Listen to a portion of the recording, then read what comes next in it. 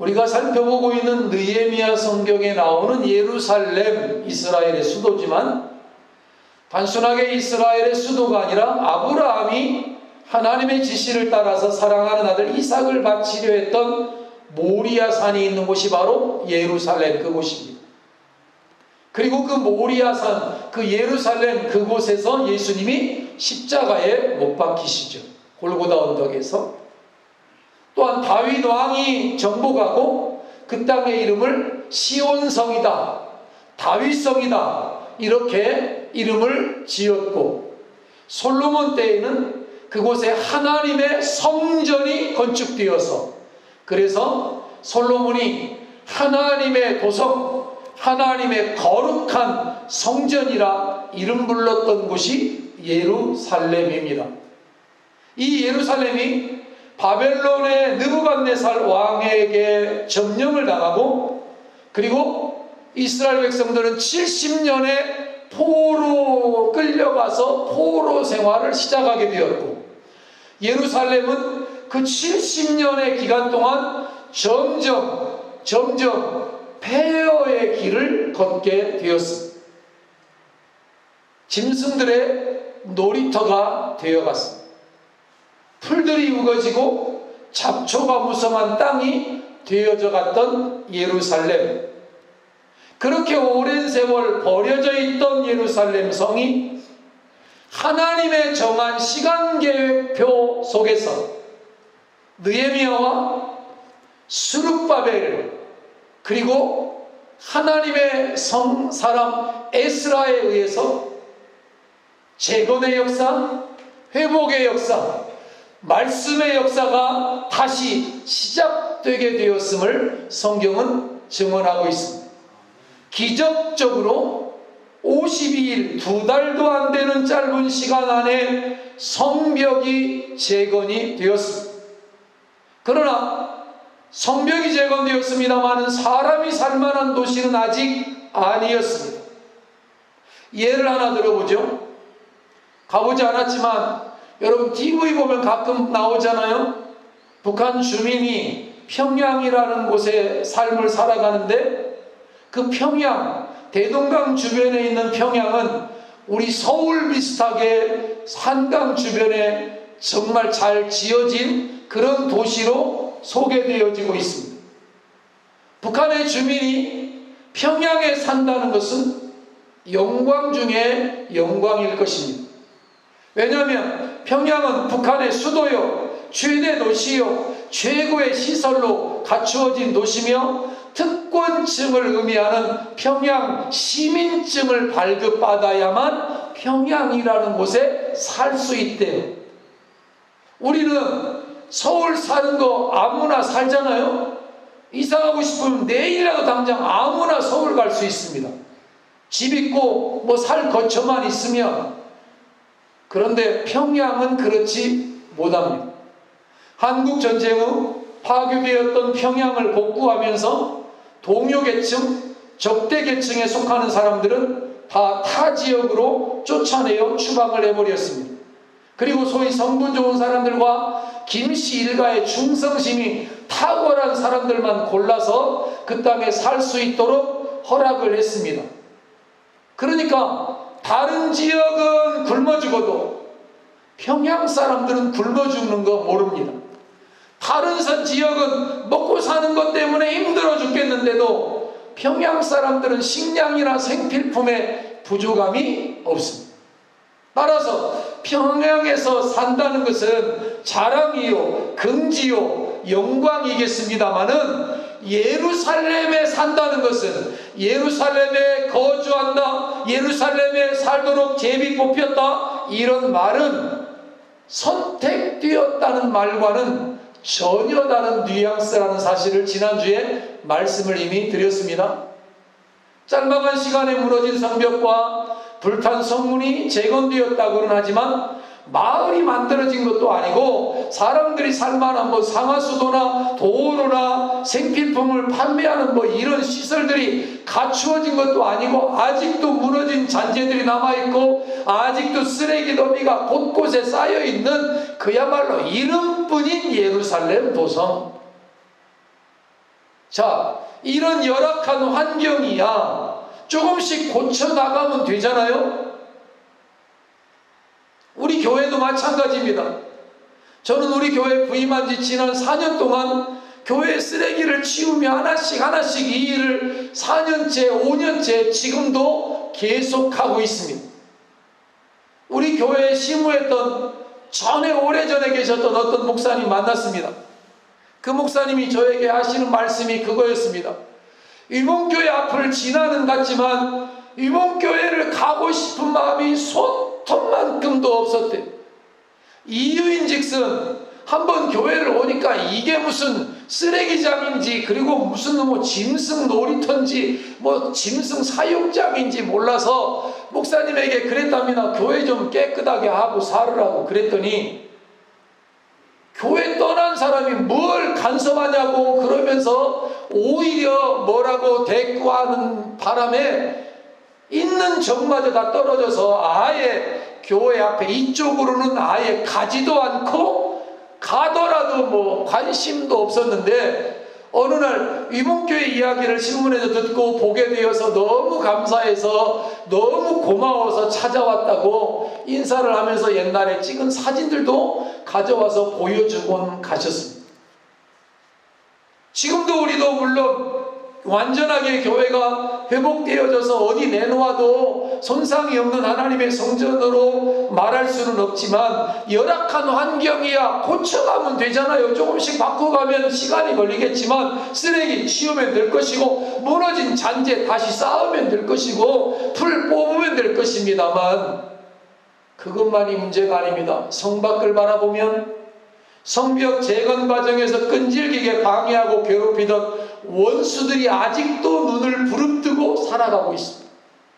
아직도 시퍼렇게 살아서 호시탐탐 침략의 기회를 엿보고 있어서 여러분 아시는 대로 성벽 재건할 때 한 손에는 병기를 그리고 한 손으로는 재건의 역사를 이룰 정도로 그들이 이스라엘을 공격해서 죽이려고 했고 그 성을 다시 빼앗으려고 호시탐탐 기회를 엿보고 있는 상황. 산발락과 도비아와 겟셈 그리고 모압과 암몬의 대적들은 느헤미야 지도자가 페르시아로 돌아가기만 해라. 느헤미야는 지금 소속이 페르시아입니다. 페르시아 왕의 명령을 받고 무너진 고국의 성전을 재건하도록 허락을 받아서 임시로 와서 지금 총독으로 역할을 하고 있는 것입니다. 물론 느헤미야는 이스라엘 사람입니다. 하나님의 백성입니다만 아직은 페르시아 총독의 그 다스림 속에 있는 그런 사람이기 때문에 페르시아 왕이 다시 느헤미야를 부르면 돌아가야 하죠. 그러니까 느헤미야가 페르시아로 돌아가기만 하면 언제든지 쳐들어오겠다. 왜? 저런 지도자가 있으니까 백성들과 하나가 되어서 똘똘 뭉쳐서 저런 일들을 하고 있는 거라는 걸 그들이 알기 때문에 지도자의 중요성을 너무나 알기 때문에 지도자 무너뜨리면 다 무너진다는 걸 알기 때문에 그들은 그 날을 기다리고 있었죠. 이런 상황에서 예루살렘이 하나님의 도성 시온성이요 거룩한 성전이라는 것을 기억하면서 누가 뭐래도 나는 이 성을 지키며 살아보겠습니다. 누가 뭐래도 나는 이 성을 아름답게 가꾸는 일에 자원하며 살겠습니다. 그 일이 사명입니다. 살벌함과 죽음의 위협과 죽음의 이런 공포가 우리 앞에 있어도 나는 고통을 자원하겠습니다. 나는 불편함을 감당하겠습니다. 라고 자원하며 나서려고 하는 사람들이 누가 있었겠습니까만 놀랍게도 여기 그렇게 불편을 자원하여 헌신한 사람들의 이름이 등장합니다. 가슴이 찜한 이름, 가슴이 먹먹한 사람들의 이름. 그래서 시간이 가지만 그 이름을 36절까지 다 읽어봤습니다. 자신들의 안위나 목숨보다 예루살렘을 그리고 하나님을 그리고 하나님의 나라와 하나님의 교회를 더 사랑한 사람들의 이야기. 히브리서 기자는 믿음의 전당에 오른 사람들이 누구인지를 소개합니다. 거기 보면 그들은 조롱받았고 매질받았고 결박당하고 예수의 이름 때문에 옥에 갇히고 예수 이름 때문에 손해보고 예수 이름 때문에 고생하다가 순교한 사람들이 믿음의 전당에 소개되어져 나오는 것을 볼 수 있습니다. 그렇습니다. 사랑하는 성도 여러분, 오늘 본문을 통해서 우리는 이런 도전을 받습니다. 너는 예수를 믿고 불평을 얼마나 견디어냈느냐? 하나님 나라 때문에 얼마나 고생하고 손해본 적이 있느냐? 주의 몸된 교회를 든든히 세우기 위하여 양보하고 불편을 자원한 적은 또한 있느냐? 하나님 나라를 위해서 얼마나 손해를 감수해 본 적은 있느냐? 교회를 섬기기 위해서 얼마나 불편을 자원해 본 적은 있느냐고 오늘 이 성경은 우리에게 묻고 있는 것 같습니다. 예루살렘 성의 고통을 떠맡은 사람들, 쓰레기 더미의 불편을 끌어안은 사람들, 적의 공격을 온몸으로 막아선 사람들, 느헤미야는 그들의 아름다운 헌신을 기리기 위해서 11장 3절 이하에서 특별히 자원하여 예루살렘에 남아서 하나님 나라의 일들을 감당하기로 헌신한 사람들의 리스트를 작성하고 있는 것입니다. 11절 12절에 보면 하나님의 전에서 일하며 섬기는 자를 소개합니다. 남자만 822명의 사람들의 이름이 나옵니다. 그들의 이름이 일일이 기록되어져 나오진 않지만 물론 대표자의 이름이 등장하죠. 참으로 대단한 숫자의 헌신이라고 생각합니다. 예루살렘 성내에 할 일들이 많았겠지만 쓰레기도 치워야 되고 무너진 데도 수축도 해야 되고 풀도 뽑아야 되고 길도 내야 되고 여러 가지 할 일들이 많이 있었겠지만 성전 사역이 중요하다는 사실을 기억하면서 무엇보다도 하나님의 성전이 중요하다, 하나님의 교회가 먼저다, 이런 마음이 없었더라면 이만한 숫자의 자원봉사자들이 성전의 사역에 자원하여 참여할 수는 없었을 것이라고 생각을 합니다. 그들은 삶이 아무리 힘들고 어렵고 고단해도 하나님의 성전에 모여서 하나님을 예배하는 일보다 중요한 것은 없었다는 사실을 증언하고 있는 것이죠. 한번 따라할까요? 예배가 생명이다. 성전이 생명이다. 이들은 그 중요성을 알았던 것이죠.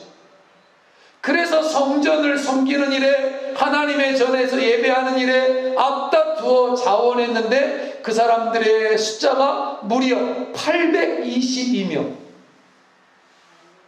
구약의 성전 개념이 오늘날 신약 시대를 살아가는 오늘 우리에게 그대로 동일하게 적용될 수는 없겠지만 예배의 중요성은 동일하죠. 신약에서도 결코 폐기된 일이 없습니다. 그래서 하나님은 신령과 진정으로 예배하는 자들을 찾으신다고 약속하십니다. 16절에는 레위 족장이었던 삽부대와 요사밧 두 사람의 헌신을 기록하고 있습니다. 그러면서 뭐라고 말하냐면 이들은 하나님 전 바깥 일을 맡았다라고 증언합니다. 822명이 성전 사역이 제대로 진행되기 위해서 아마 여러 모양의 일들을 했을 것입니다만 삽부대와 요사밧이라고 하는 두 사람은 성전 바깥의 일을 자원해서 했다는 것이죠. 이들은 아마도 사람들의 눈에 잘 띄지 않는 건물을 관리하는 거나 잡다한 사역들을 감당했을 것입니다. 그러나 이런 성전 바깥 일들도 성전 안의 일들처럼 중요한 일이고 소중한 사역이었음을 그들은 안 것이지요. 그래서 그 일에 기꺼이 그리고 자원하여 제가 하겠습니다. 오늘날로 말하면 식당 봉사나 교회에서의 차량 봉사나 교회 안내나 교회를 홍보하는 것이나 찬양하며 길거리에서 복음을 전하고 전도하는 것이나 이런 활동은 직접적으로 예배에 와서 기도하고 찬양대로 섬기고 하는 것하고는 좀 차이가 있겠지만 이들도 중요한 일인 것이죠. 아마 이들이 여기에 해당될 것입니다. 그리고 17절 말씀에는 마따냐라는 사람이 소개됩니다. 그런데 이런 말씀이 거기 기록되어집니다. 저는 기도할 때에 감사하는 말씀을 인도하는 어른이었다. 마따냐라고 하는 사람을 소개하면서 어른이라고 말씀을, 나이가 많이 드신 분인데, 근데 그분은 뭘 하시는 분이냐면 기도하는 분이라는, 기도를 인도하는 사람, 더 나아가서 말씀도 때로는 인도하는 사람이었던 모양입니다. 우리는 이 마따냐의 사역의 역할을 정확하게 알기는 어렵습니다. 왜냐하니까 기도할 때에 감사하는 말씀을 인도하는 어른, 말씀 전하는 제사장이나 분명히 있었을 텐데 또 이분은 또 어떤 말씀을 인도하는 사람이었는지는 모르지만 어떻든 저는 기도할 때에 라는 걸 보면 그분은 기도하는 어른이었다는 사실을 알게 되지요. 기도하는 어른 성도, 기도하는 노년의 성도, 그 직무도 다른 어떤 직무 못지않게 중요한 직무라는 사실을 성경에 이야기하고 있습니다. 몸으로 일하는 것은 못합니다. 헌금으로, 재정으로 헌신하는 거 어렵습니다. 그러나 교회를 위해서, 하나님 나라를 위해서 기도하는 일에는 헌신할 수 있습니다. 아멘. 제가 40대에 한 교회 담임 목사로 청빙을 받아서 교회를 갔습니다. 갔는데 새벽에 기도하는 사람의 모습이, 교인은 많은데 사람들은 한 15명이 나와서 기도하는 모습을 볼 수 있었습니다. 그래서 제가 질문을 했습니다. 아니, 우리 교회 성도들이 200명, 300명 가까이 되는 사람인 줄로 제가 알고 있는데, 그리고 어른들도 많으신데, 그리고 어른들은 새벽에 잠도 없으실 텐데, 분명히 저도 매일 새벽 3시, 4시면 아무리 피곤해도 저는 3시, 4시에 늘 일어납니다만 어른들은 잠도 없다는 사실을 내가 너무 잘 아는데, 아니 새벽에 기도하는 자리에 없고 다 뭘 하시느냐고 제가 그랬더니 그분들이 저에게 이렇게 이야기를 했습니다. 목사님 오시기 전에 목사님이 교회에서 기도만 하면 하나님이 들어주는 게 아니라 집에서도 기도하면 하나님이 들어주시니까 위험하니까 교회 오지 말고 집에서 기도하라고 그랬대요. 그래서 그 많은 사람들이 혹시 집에 나오다가 넘어지거나 다치면 안 되니까 집에서 기도하라고, 그래서 집에서 기도하느라고 안 나온대요. 그래서 내가 그랬어요. 거짓말하지 말아라. 집구석에서 기도가 되느냐고. 그게 기도하려고 고개 숙이다가 퍼질러져 자는 거 나도 많이 해봤다고. 교회에서도 집에서도 기도하면 하나님이 들어주시기도 하지만, 그리고 집에 나오다가 넘어져 다쳐서 돌아가시면 그거 순교한 거니까 그 영광의 순교라고. 그러지 말고 오늘부터 나는 그 앞에 목사님하고 난 다릅니다. 나는 교회가 그래도 하나님의 중심이요, 성전에서 기도하는 것이 더 옳고, 성전에서 기도할 때 주의 날에 한 날이 세상의 천날보다 나은 걸 나는 아니까 오늘부터 차량을 더 많이 운행하고 할 테니까 교회 나와서 기도하기를 요청합니다. 여러분도 지금 아멘 안 할 줄 내가 알고 그렇게 말을 했어. 그 사람들도 아멘 안 했다고. 그런데 새벽에 제가 말씀을 준비하면서 하나님 앞에서 기도하면서 일을 시작을 했는데 하나님께서 그들의 마음에 그래도 감동과 감화를 주셔서 점점 새벽에 나와서 기도하는 사람들이 많아지기 시작했고, 어른들만이 아니라 젊은 사람들도 나오고 학생도 나오고 청년도 나와서 교회 성도들이 점점 늘어나면서 150명 가까이 새벽 기도에 나오게 되었습니다. 그랬더니 사람들이 뭐라고 말하냐니까 기적이 일어났다고. 그래서 내가 또 호통을 쳤습니다.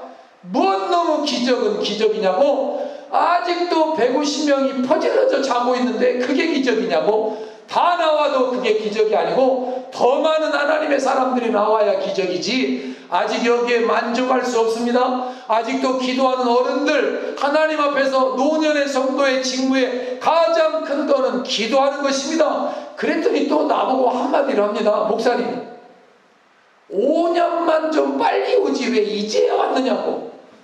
그러면 내가 좀 더 젊은데 목사님 따라다니면서 일도 하고 그리고 몸으로도 헌신하고 재정으로도 헌신할 수 있었을 텐데 지금 이제 다 늙어서 내가 뭘 할 수 있겠느냐고. 그때 제가 가르쳐 드렸습니다. 한번 따라할까요? 노년의 성도는 기도가 사명입니다.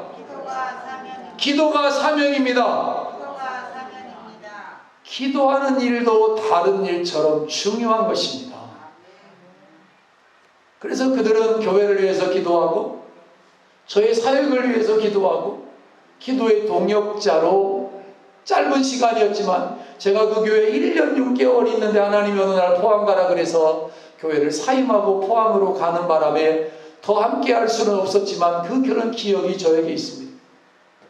오늘 우리 교회 성도들도 나이 든 어른 여러분들도 기도의 사람들로 하나님이 여기 있다는 사실을 기억하고 교회를 위해서 기도하고 하나님의 나라를 위해서 기도하는 그 일에 헌신하며 살아갈 수 있게 되기를 축복합니다. 19절에는 성의 문지기들이 언급됩니다. 문지기가 172명. 성전의 성과 성전을 지키는 문지기들, 그들의 헌신, 그들이 어떻게 헌신했는지는 정확히 말하지 않지만 사람들은 문지기 그러면 하찮게 볼 것이지만 하찮다고 생각하지 아니하고 보초 서고 경계 서고 때로는 위험 신호를 알면 나팔을 불어서 사람들을 깨우고 파수꾼의 영성을 가진 172명. 22절에는 노래하는 자가 소개됩니다. 아삽 자손 곧 미가의 연손 mat단의 증손 하사바의 손자 바니엘의 아들 우시라고 하는 사람을 소개하고 있습니다. 우시라고 하는 사람을 소개하면서 그의 할아버지와 그의 증조 할아버지, 고조 할아버지의 이름을 쭉 기록을 하고 있습니다. 여러분, 아삽이 누군지 많이 들었습니다. 그는 옛날에 다윗과 함께 찬양을 통해서 하나님의 전을 섬겼고 예배를 수종들며 하나님의 교회에 부흥을 가져왔던 아름다운 찬송 사역자가 아삽이었습니다. 그런데 그 아삽의 후손 중에 우시라고 하는 사람이 그 직무를 이어가고 있는 것이죠. 대부분의 시편 찬양들은 다윗이나 아삽이라는 사람에 의해서 시와 찬양으로 쓰여져서 우리가 전달을 받았는데 우시라고 하는 사람은 바로 이 아삽의 후손이었다. 다른 말로 말하면 따라할까요? 믿음의 가문, 믿음의 계대. 이게 얼마나 중요하고 축복인지를 알 수 있는 대목이에요. 아삽이라고 하는 사람이 그 아들에게 그 또 아들에게 그 아들에게 그 아들에게 계속 전해져서 6대손 우시라고 하는 사람이 이 무너졌다가 재건되어진 성의 성전의 찬양을 수종드는 사람이 된 거예요. 노래하는 자들에게 양식을 제공하는 사역. 노래하는 사람의 이 우시라고 하는 사람은 직접 우리로 말하면 마이크 잡고 무대에 서는 사람이 아니라 찬양대로 봉사하는 지휘자, 반주자가 아니라 찬양대가 찬양을 잘할 수 있도록, 그리고 지휘자와 찬송하는 사람들이 그 일들을 잘 감당할 수 있도록 그들에게 양식을 제공하고 그들의 사역의 필요를 제공하면서 뒤에서 보이지도 않는 곳에서 찬양 사역에 헌신하고 있었다라고 하는 건 더 흥미로운 일이에요. 우리 고조 할아버지가 누군지 아냐? 그분이 아삽이다. 아삽. 나는 그의 후손이다. 왜 나를 못 알아봐 주느냐? 내가 지휘자가 되겠다. 내가 찬양 대장으로 내가 마땅하다. 얼마든지 말할 수 있고 얼마든지 자격이 저는 있을 거라고 생각을 해요. 자격이 갖추어졌을 거라고 난 믿어요. 그 가문에서 그 전통을 계속 물려받았으니까 음악적으로 막 빼어났을 거예요. 그런데 그는 앞에 서지 아니하고 뒤에서 사람들을 수종 들고 섬기는 일에 전념하면서 찬양하는 사람들을 격려하고 찬양하는 사람들을 지원하고 그들을 후원하는 일에 봉사하였는데, 여러분, 성경은 이것도 또한 그 어떤 사역과도 비교할 수 없을 정도로 중요한 일이라고 소개하고 있다는 사실을 잊지 마시면서, 여러분과 제가 위봉교회를 섬기는 목사만 중요한 게 아니라 또 앞에서 드러나서 보여지는 일들만 중요한 것이 아니라 무명으로 아니면 눈에 보이지 않든지 유무형으로 교회를 위하여 하나님의 나라를 수종드는 모든 영역의 사역과 섬김이 중요하다는 사실을 기억할 수 있기를 주의 이름으로 축원을 드립니다. 성경은 25절 이하에 보면 무명의 지도자들과 무명의 사람들의 자원한 헌신도 이름도 잊지 않고 기억을 하고 있습니다.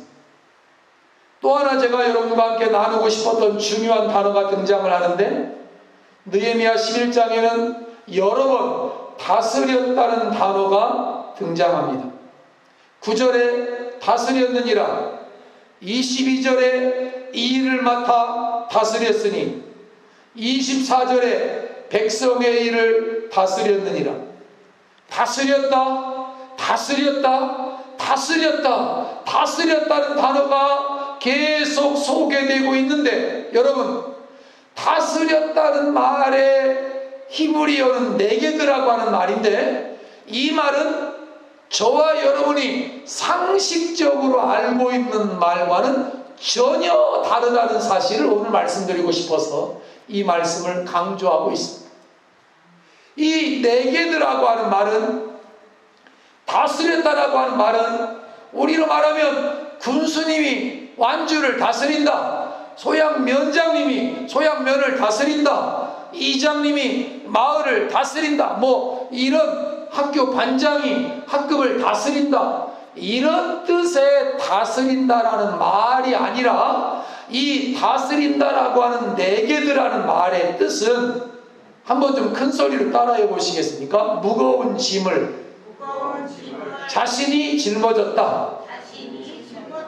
아멘. 지도자가 되어서 목으로 가르치고 뒷짐지고 하는 게 아니라, 무거운 짐은 자신이 지고 어려운 일은 자신이 맡고 힘든 일은 자신이 본이 되어서 먼저 짊어지고 먼저 감당하고 먼저 섬기는 뜻이 다스렸다라는 단어입니다. 뒷짐지고 구경하고, 우리 한국교회 패단 중에 패단이 다 그런 건 아니지만 장로님 되면 일 안 하고 다스리려고 하시죠. 권사님 되면 뒷전으로 물러나서 이래라 저래라 하려고 하죠. 목사님도 되면 아무 일도 안 하고 그저 열중쇼하고 성경 찬송만 끼고 있으려고 생각을 하는 거죠. 아닙니다.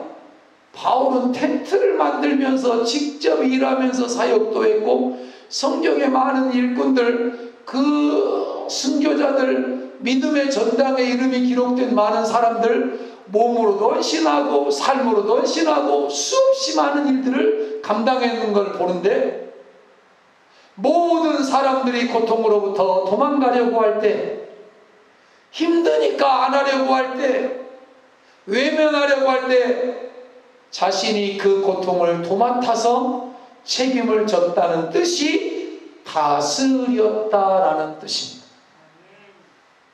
너도 나도 부담스러워하는 일을 기꺼이 자신이 앞장서서 담당했다는 뜻이 다스렸다라는 뜻입니다. 위험한 일에는 자신이 먼저 앞장섰다는 말입니다. 하나님의 나라, 그렇습니다. 하나님의 교회는 오늘도 마찬가지, 그때도 마찬가지, 이런 네게드의 사람들에 의해서 든든히 서가게 된다는 사실입니다. 하나님의 나라, 하나님의 교회는 자원하는 사람들에 의하여 네게드, 스스로 헌신하고 스스로 하나님 앞에 자원하여 앞장서며 일하는 사람들에 의해서 세워져 가고 있습니다. 베드로 사도는 말합니다. 베드로전서 5장 2절입니다. 한번 같이 읽어보겠습니다. 하나님의 양무리를 치되 억지로 하지 말고 하나님의 뜻을 따라 자원함으로 하며 더러운 이득을 위하여 하지 말고 기꺼이 하라.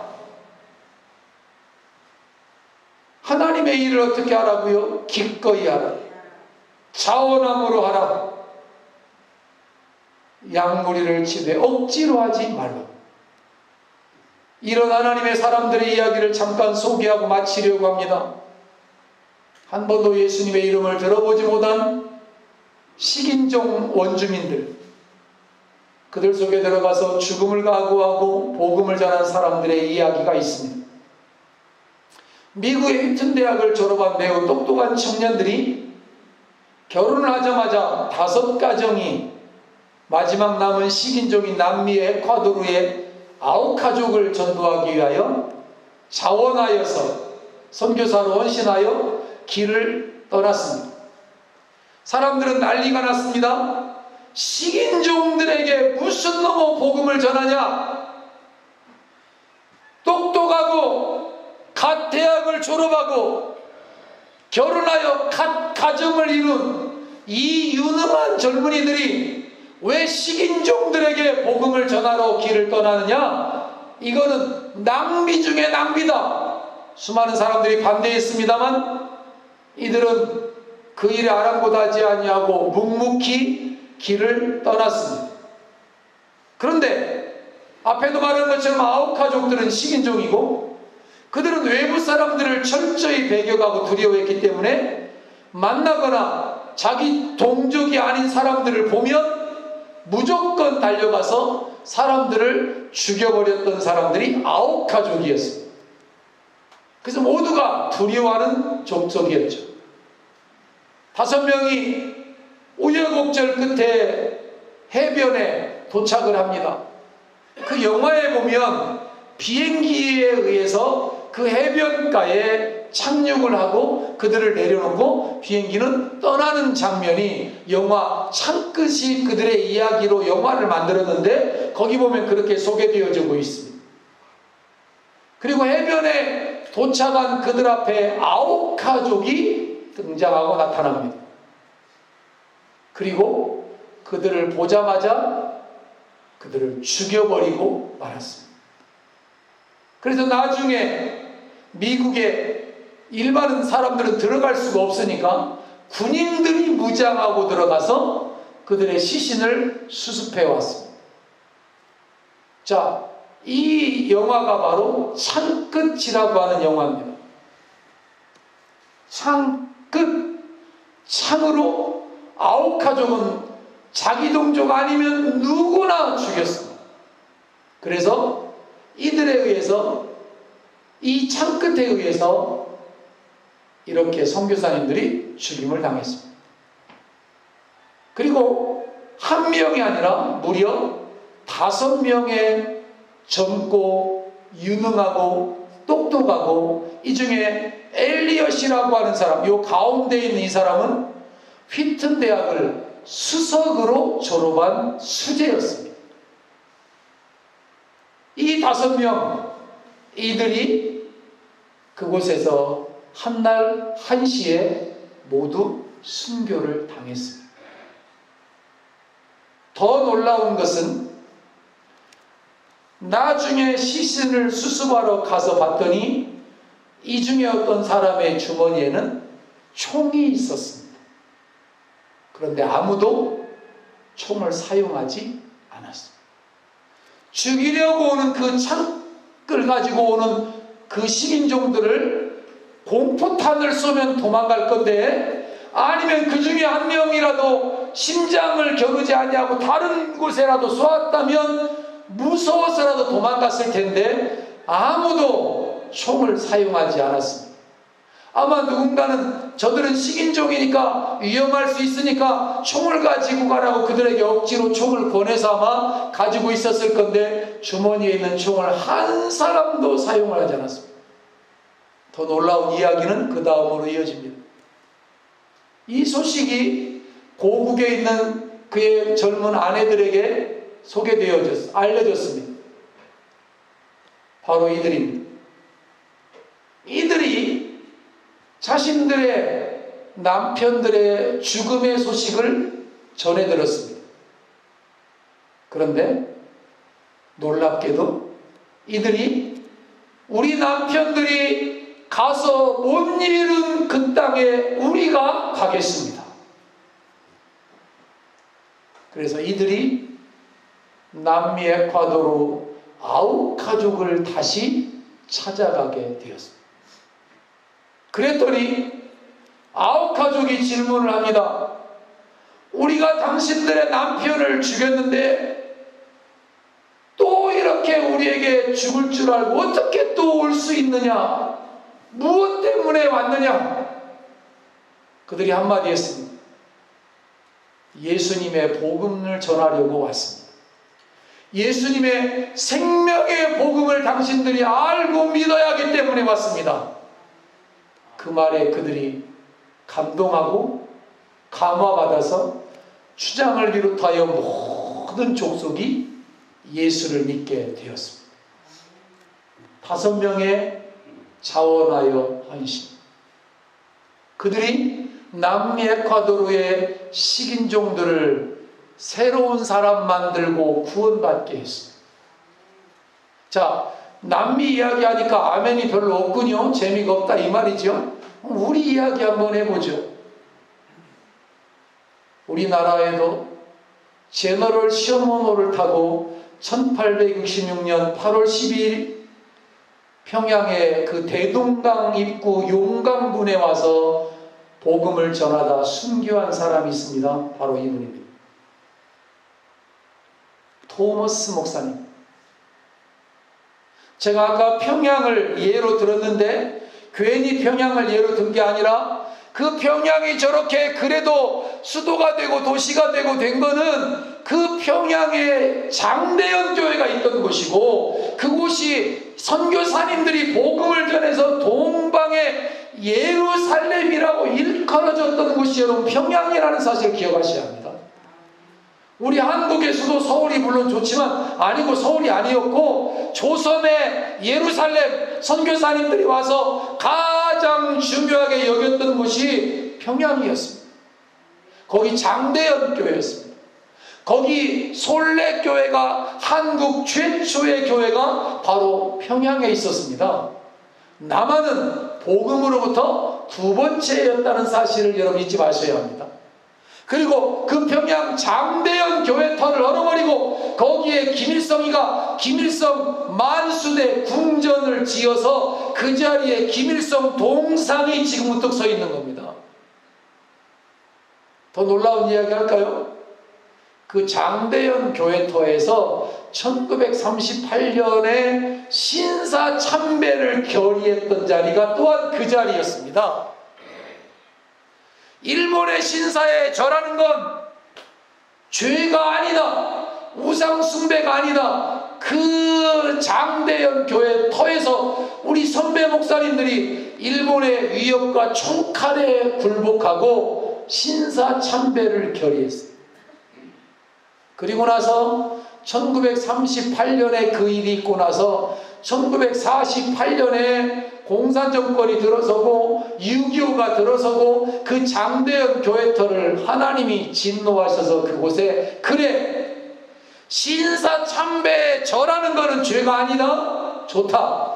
그러면 김일성에게 한번 절 한번 해봐라. 이 우상에게 한번 절을 해봐라. 죄가 아니고 행복한 건지 아닌 건지 너희들이 한번 몸으로 체험해보라. 그곳에 김일성의 동상을 세워놓고 지금껏 그 땅이 고통의 땅으로 언젠가는 회복되어져야 할 땅이라고 저는 믿습니다. 언젠가는 그 땅을 하나님께서 복음의 땅으로 동방의 예루살렘으로 회복시켜 주시기를 기도합니다. 그 땅에 하나님의 교회가 세워지기를 축복합니다. 평양 장대현 교회 터에. 그런데 그 평양 땅을 자원하여 수종들었던 사람이 이 토마스 목사님이십니다. 결혼했는데요, 결혼해서 중국에 선교사로 왔어요. 근데 중국에서 이 아내 선교사님이 그만 세상을 떠나셨어요. 그 선교사님이 우울증 비슷한 게 왔습니다. 복음 전하러 왔는데 이런 일이. 그러는 가운데 조선 사람을 만납니다. 그리고 조선의 이야기를 듣게 됩니다. 그리고 조선에 헌신하기로 다짐하면서 이 제너럴 셔먼호를 탑니다. 제너럴 셔먼호에 타고 통역관의 일들을 감당하면서 평양 대동강변에 이 배가 도착을 했는데 그만 물이 빠지는 바람에 배가 모래톳에 걸려서 오도 가도 못하고 꼼짝달싹 못할 때에 이 배에서 누가 쐈는지는 몰라도 총을 대포를 사용해서 평양 사람들을 분노하게 했다가 결국은 평양 사람들에 의해서 토마스 목사님이 순교를 당합니다. 이 그림입니다. 해촌 김학수 화백이 그림을 그렸습니다.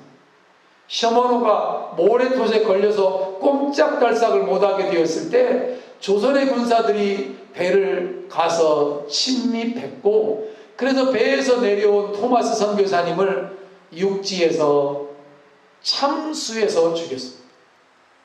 여러분, 우리 얼마 전에 백영규 목사님 아프가니스탄에서 아프가니 사람들에 의해서 샘물교회 선교하고 자원봉사하러 갔다가 잡혀서 목이 잘려 순교한 거 알죠? 김선일 형제도 순교당한 거.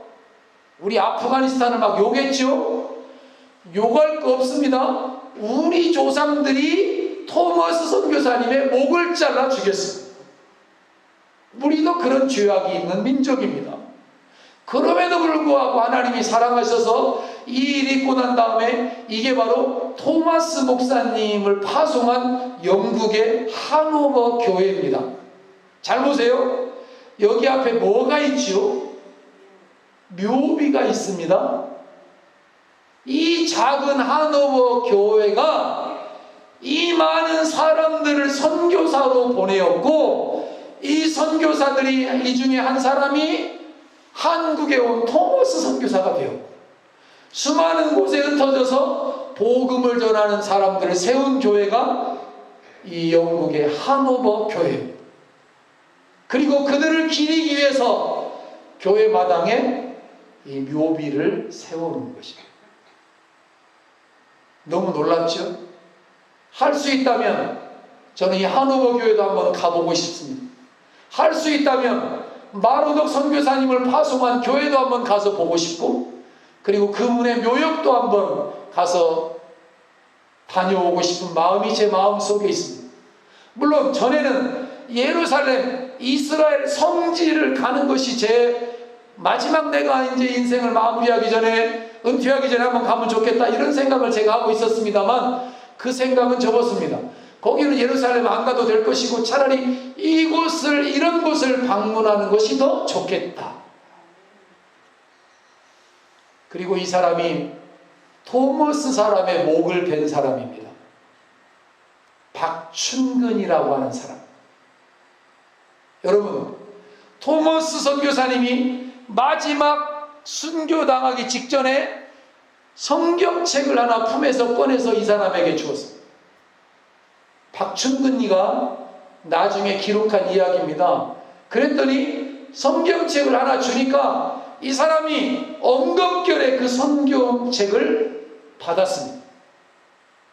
그리고 성경책을 받고 나서 나중에 그 성경책을 받고 나중에 회개하고 1899년에 마펫 선교사님에게 세례를 받고 안주교회라고 하는 교회 영수가 되었습니다.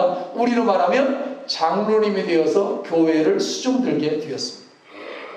하나님의 사람 토머스의 목을 베었던 이 사람 박춘구는 장로님이 되었고, 더 나아가서 그 순교 자리에 장대현 교회가 세워졌고, 또 이 선교사님이 성경을 마지막 이제 전했는데 죽기 전에 사람들에게 성경을 뿌렸습니다. 그때 나이 27살. 선교사는 죽기 전에 뱃머리에서 야소를 외치며 야소를 믿어야 구원받습니다. 야소 천국, 야소 생명을 외치면서 남은 성경을 사람들에게 뿌렸는데, 당시 11살이었던 최치량이라는 사람은 숙부와 함께 구경하러 갔다가 토마스가 뿌린 성경 3권을 가지고 왔습니다. 그때는 종이가 귀한 때이니까 그것이 너무너무 귀해서 숨겨서 가져왔습니다. 그리고 당시 20살이었던 이신행이라고 하는 여자도 한 권을 집어와 주워왔습니다.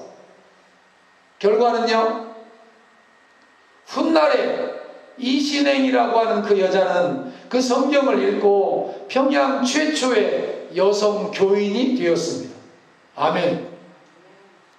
그리고 그녀의 아들인 이덕화는 평양 장대현 교회의 장로님이 되셨습니다.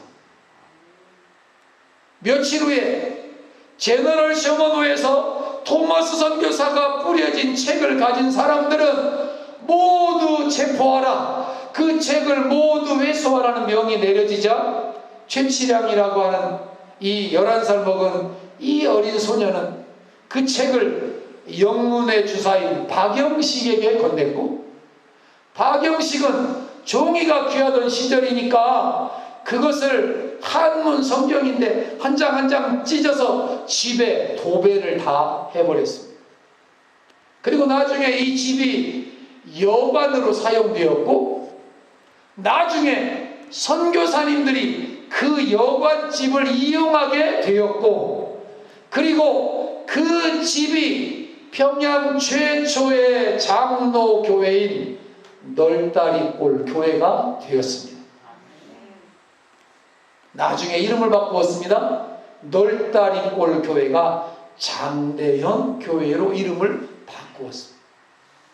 그 자리가 어디라고요? 김일성이 동상이 세워진 만수대 궁전 자리가 바로 그 자리입니다. 그리고 이 일은 어디에서 일어났다고요? 평양 대동강변에서 일어난 이야기입니다. 자원하여 헌신하여 죽음을 무릅쓰고 남미 에콰도르의 아우카족을 선교하러 갔던 엘리엇과 5명의 자원한 순교자들의 역사. 27살 꽃다운 나이에 평양 대동강변에 피를 뿌리며 순교했던 토머스 선교사. 그들 때문에 오늘 우리가 예수 믿고 있습니다. 우리에게 순교의 기회나 위협이 다가오진 않는다고 할지라도, 우리에게 맡겨진 하나님의 직무와 하나님의 교회를 섬기는 것과 하나님의 나라에 자원하며 수종들어 살아가는 저와 여러분이 되기를 주의 이름으로 축원을 드립니다. 우리 교회 여기도 자원하여서 자기 땅을 교회에 기증한 성도에 의해서 이 땅이 기증되었고 이곳에 교회가 세워졌습니다. 그리고 이곳에 자원하는 목회자와 성도들이 벽돌을 날라서 한 장 한 장 한 장 한 장 그것을 송광해서 어린 학생들이 그리고 메고 와서 나무를 저기 아랫마을에 가서 수많은 사람들의 자원하여 헌신하는 눈물과 땀방울 속에서 교회가 세워졌습니다. 이곳에 교회가 지어진 것이 1973년경이라는 사실을 제가 새롭게 지금 알고 있습니다. 바깥의 교회 머릿돌은 1984년이라고 되어진 건데, 저건 뭐냐면 나중에 바깥에다 벽돌을 다시 쌓은 것이 1984년이고, 최초에 지어진 교회는 위에 상냥나무가 있는데 1972년에 황인철 목사님 부임해서 결혼해서 73년에 세워진 이야기를 듣고 있습니다. 사랑하는 여러분, 우리도 자원하여 불편을 자원하여 어려움을 자원하여서 하나님의 나라와 하나님의 교회와 하나님의 명예를 수종 들어가는 그분들의 후예로 살아갈 수 있게 되기를 주님의 이름으로 간절히 축원을 드립니다. 우리는 주님 앞에 무엇을 헌신할 수 있을까요? 몸들여 마음들여 물질들여 헌신했던 그들의 헌신을 우리의 가슴에 새기는 아침이 되었으면 좋겠습니다. 참 좋으신 아버지 하나님 감사합니다.